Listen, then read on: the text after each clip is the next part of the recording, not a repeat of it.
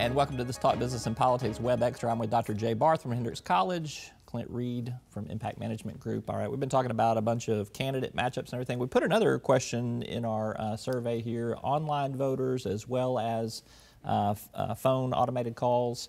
If a business provides wedding services such as catering or flowers, should it be allowed to refuse those services to same-sex couples for religious reasons or be required to provide those services as it would to all other customers? This is the RFRA question, basically. 54% say they should be allowed to refuse services. 29% say they should be required. 18% unknown. Surprised by these results?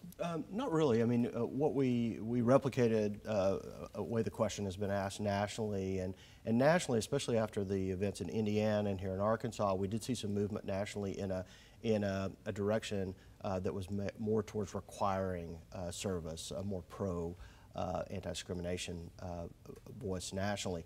Here in Arkansas, I think more sentiment for folks' religious beliefs trumping anti-discrimination laws. So that will be that I think does at its core indicate kind of where Arkansas is culturally as compared to the rest of the country. Mm-hmm. What's fascinating to me is there's a lot of discussion about this movement toward, this national movement and even a movement in the state of equality. I just don't think our electorate is there yet. If you look at 2004, 75% of the people that went and voted for traditional marriage. Mm-hmm. If you look at the exit numbers from 2014, almost 70% still believes that marriage should be between a man and a woman, should not believe that legal same-sex marriage should apply. This is just a proxy issue on the same-sex issue.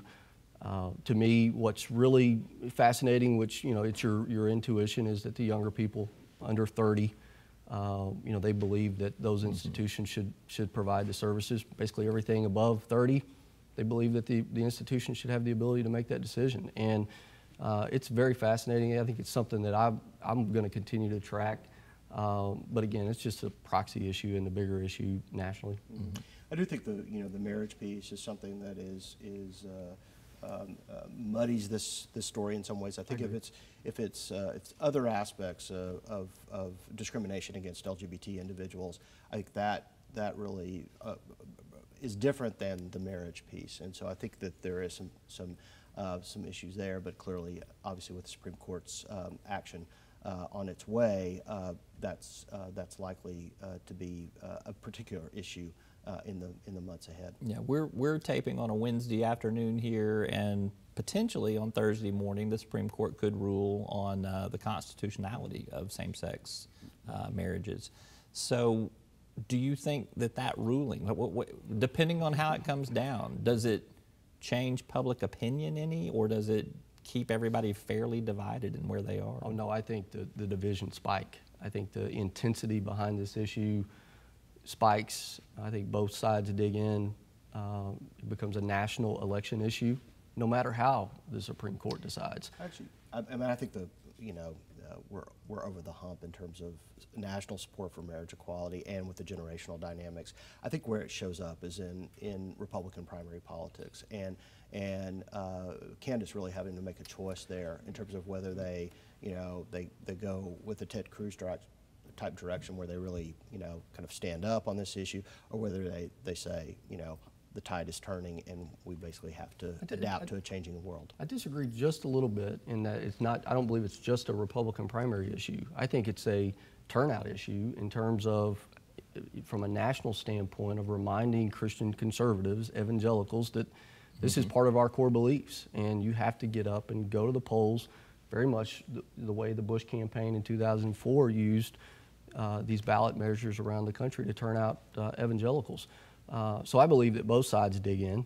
I think the equality side and the Christian conservative sides, no matter what the Supreme Court decides. I think it's far from being over in terms of, maybe the issue and the policy is decided from the Supreme Court side, but I still think it's going to be played out in the political arena. I do think the world's changed since 2004 in terms of, first off, the religious right is smaller as a percentage of the overall electorate, and moreover, even among Christian conservatives, younger voters are beginning to deviate. What about independents, though? In the crosstabs in here, where do we see them coming down on this issue, and where do we see them nationally on this issue? Not as strong as where Republicans are, but much different than where Democrats are, self-identified Democrats, not supportive of the issue. Much more in line. The passion is probably not there. I mean, we didn't ask an intensity question on our survey, but I wouldn't imagine that the passion is there the way it is with Republicans, but it's closer to the Republican side than obviously the Democrat side. Right, and nationally, independents are actually closer to Democrats on this issue. And I think it's the fact that Arkansas independents are really, in many cases, Republicans who have yet to capture that label. So it's not a swing vote issue, though. You don't think it plays to the bases is where you see it playing? It's a base issue. It's an intensity turnout issue. All right. Which is probably good for Hillary Clinton in a lot of states that she has to win. We'll find but out. not so good in Arkansas. A debate that we'll have in the coming months here. All right, Clint Reed with Impact Management Group, Dr. J. Barth with Hendrix College. Thank you both. Thanks. You can keep up with all the latest business and political headlines each and every day on our website at talkbusiness.net. That's where you'll find web extras like this and much more. Thanks for watching.